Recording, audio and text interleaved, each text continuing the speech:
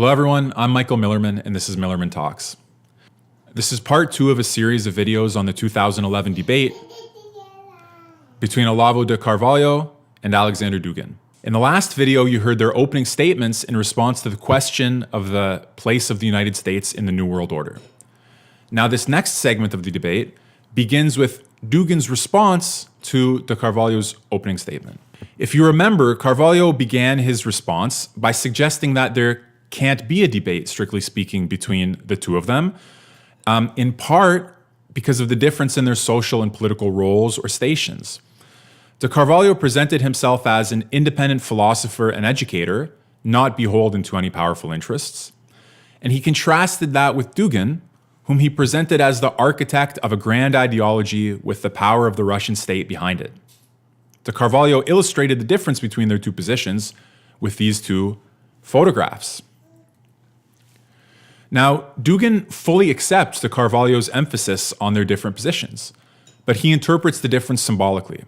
De Carvalho represents Western individualism, and Dugin represents Eurasian holism in his own telling. The debate itself reflects, therefore, two massive structures of different civilizations, different systems of value that confront each other through us. Our Russian Eurasian individuation, Dugin says, consists in the desire to manifest something more general than our individual features. So being a collective entity, for me, is rather an honor. The more holistic is my position, the better it is. And in this context, he says, the Russian name Sobornost is even better to designate being a collective entity. So in invoking Sobornost, Dugin stands in a tradition of Russian thinkers who have interpreted Russian collective life as a reflection of this feature of the Russian Orthodox Christian tradition, such as Vladimir Lossky did in the mystical theology of the Eastern Church. And you see here correlating Sobornost conversations between Karl Barth and the Russian Orthodox tradition. So Dugin is invoking that concept when he speaks about the holism of Eurasian civilization. In his response, Dugin also states that he's closer to the Brazilian left with its Eurasian features than to de Carvalho's North American right traditionalism, asserting that he's in some ways more pro-Brazil than Carvalho himself, who resides in the US and by implication shares US cultural codes more than South American and Brazilian ones. Now, if you remember, de Carvalho had said that there are three major global projects in the world today, besides Catholic and Protestant Christianity. The Russian-Chinese one, the Western globalist project, and the Islamic project, corresponding to rule by secret service, rule by a financial elite, and rule by religious leaders and organizations, Islamic in particular in this case. So Dugin writes that these three alternatives represent three classical functions of a hierarchic traditional society: clerics, warriors, and merchants. In his books and essays, Dugin often talks about this theme, the tripartite structure of Indo-European societies, as described by Dumizet. And here he sides schematically with the military and religious functions of a hierarchical society over the economic ones, and suggests, therefore, that this implies an alliance of Russian-Chinese militarism with the Muslim Brotherhood against the American world order and the American way of life. Operating with the world map proposed by Professor Olavo de Carvalho, he writes, I admit that I would rather take a conscious position in the Eurasian militarism camp, accompanied by great sympathy to the world of anti-Western Islamic movements, not sharing its theological positions, being an Orthodox Christian. Now, Dugin observes that in his opening statement, Carvalho did not explicitly side with any one alternative that he presented. So if he's a critic of all of them, he should attack the US project the hardest, since it's currently the most powerful one and most deserving of critique. But Dugin suggests that he avoids doing so because he lives in the United States and does not, so to speak, want to cut off the branch on which he sits. Now, another point that Dugin takes on from Carvalho's opening statement, something I neglected to emphasize in the last video, is that de Carvalho doubts the relevance of classical geopolitics to understanding the current global situation. Dugin totally disagrees. Thinking in terms of sea power and land power, as classical geopolitics does, helps us make perfect sense of the geopolitical war of the US against the Eurasian heartland, a theme Dugin has written about in many books, including Last War of the World Island, Geopolitics of Contemporary Russia, which I translated. You see here if you're looking for something to read on this topic in English.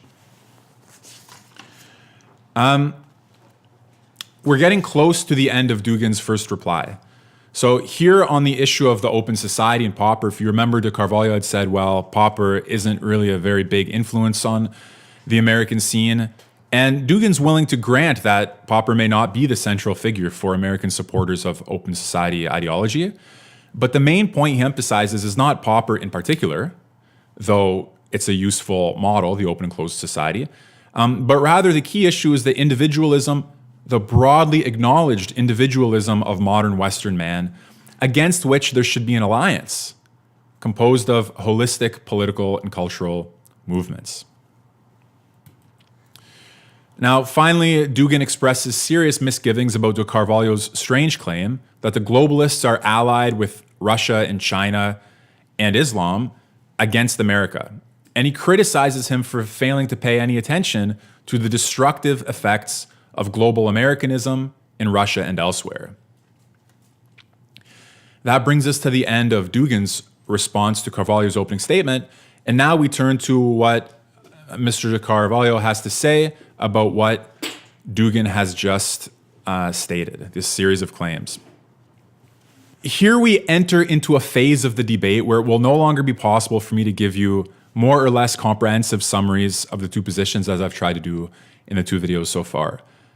Mr. de Carvalho's responses here become rather lengthy, and the two figures grow increasingly impatient with one another. Nevertheless, as we proceed, we'll eventually be able to find serious and undecided philosophical disagreement. But let's not get too far ahead of ourselves yet. This response occupies 30 pages. I repeat my disclaimer from the first video. My summary of this response is no substitute for actually reading it, and it just can't be exhaustive. So it's only meant to be a helpful guide and a shorthand overview.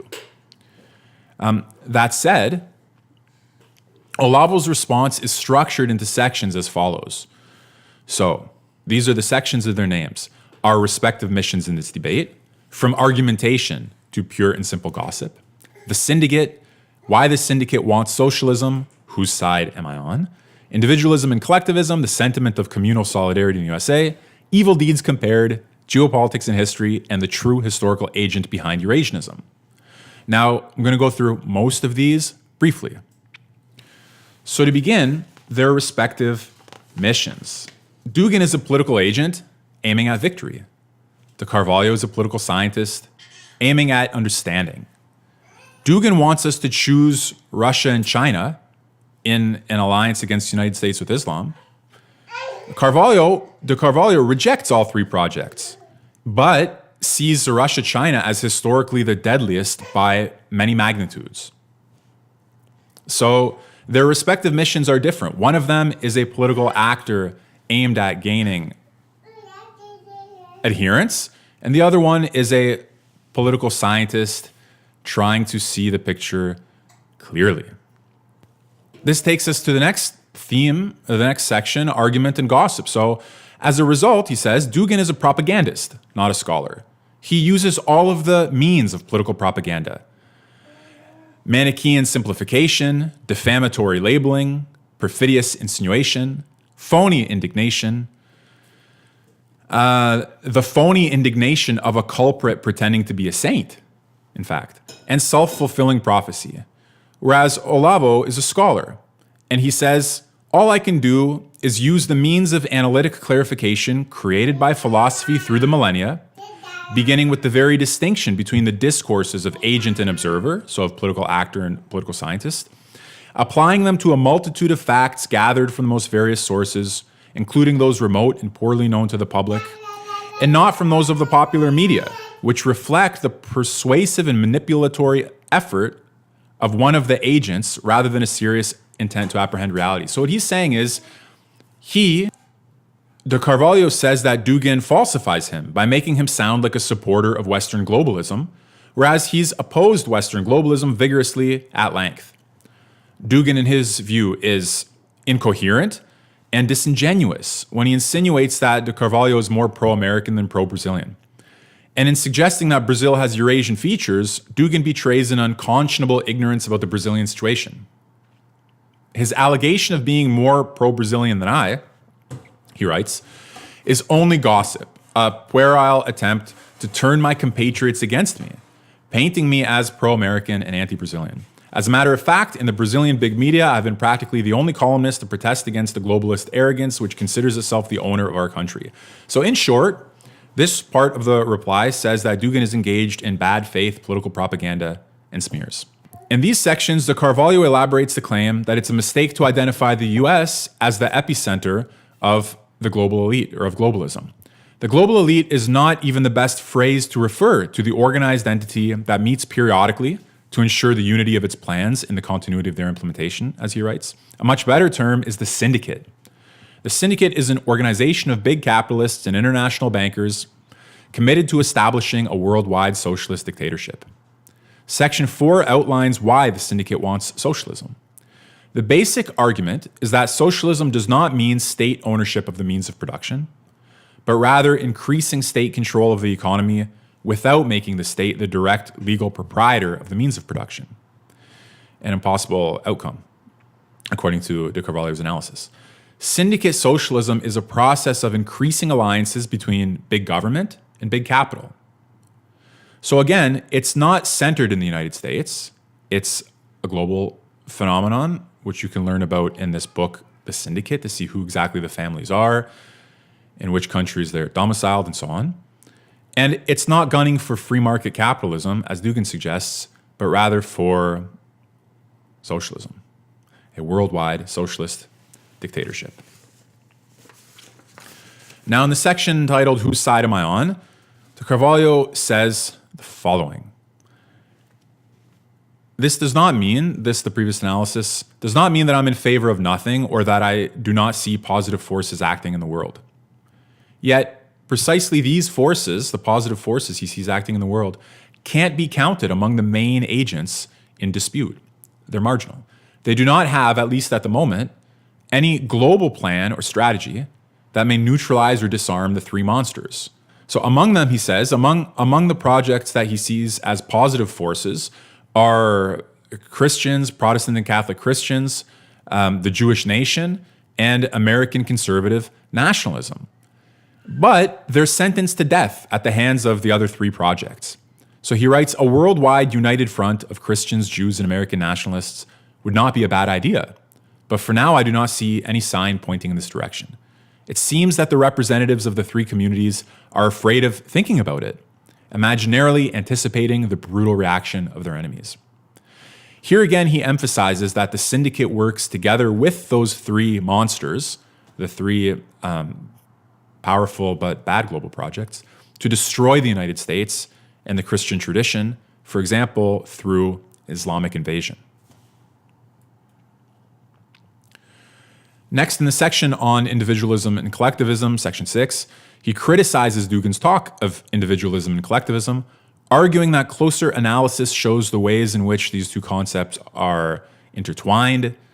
And he says they both are used with an obvious polemical moral significance that we need to get behind in order to analyze them more rigorously and more accurately. So collectivists are often brutal sadists atop a hierarchy of command, and individualism, as respect and devotion for individual integrity,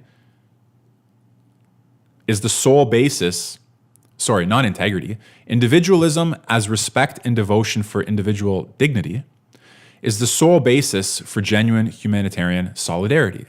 So there's a point at which individualism becomes genuine humanitarian solidarity, and a point at which collectivism takes on an anti-human, brutal dimension.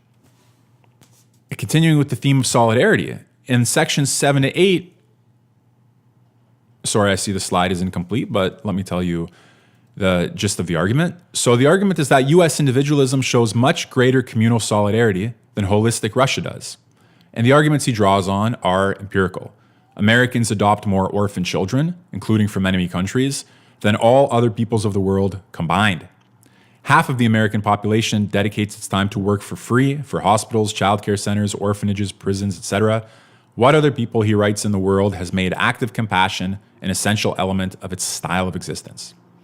By contrast, holistic Russia and China, holistic in quotation marks, have murderous, treacherous histories. The governments of Russia and China have proposed to their peoples, he writes, rather to kill their peers than to help them. No charitable work in Russia or China ever had the dimension, the cost, the power, and the social importance of the Gulag, the secret police, tentacular organizations in charge of controlling all sectors of social life through oppression and terror.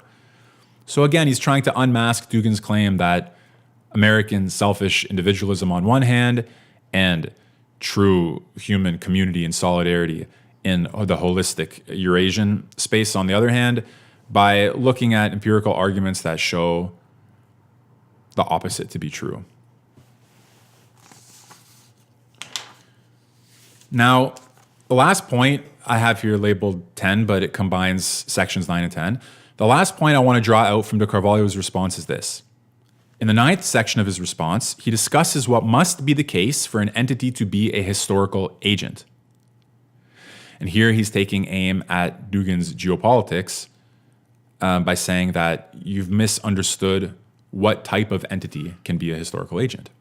So neither nations nor social classes can be historical agents, for example, because they can't follow a coherent plan of action through 2, 3, or 4 generations, as a historical agent must be able to do. The only entities, he says, that can be historical agents are the great universal religions, initiatory and esoteric organizations, royal and noble dynasties and similar entities, ideologically revolutionary movements and parties, and spiritual agents, God, angels, and demons. The historical agent at work in the Eurasian project, he claims, is the Russian Orthodox Church. All of the ideas that Professor Dugin has reflect an inner structural drama of the Orthodox Church, he claims. All the talk about geopolitical borders is only a strategic arrangement to try once again to fulfill the impossible dream of this grand and portentous historical agent, which in choosing to be an imperial religion, condemned herself to either remain imprisoned within national borders or to begin a world war. So for de Carvalho, Dugin's geopolitics is reducible to the influence of Russian orthodoxy on his mind, which shapes his holistic notion of a theocratic empire. Now you have before you a summary of Dugin's response to de Carvalho's opening statement and to Mr. de Carvalho's response to Dugin's response. And if you can't tell, the debate has become slightly caustic with accusations of cheap political propaganda and strange marginal ideas, and it doesn't get better in the sense of a friendly dispute in the next segment, which I will provide an overview of for you in the next video. This is Millerman Talks. Thank you very much for watching. Hope you liked the video. Share it, subscribe, like, comment, and talk to you again soon.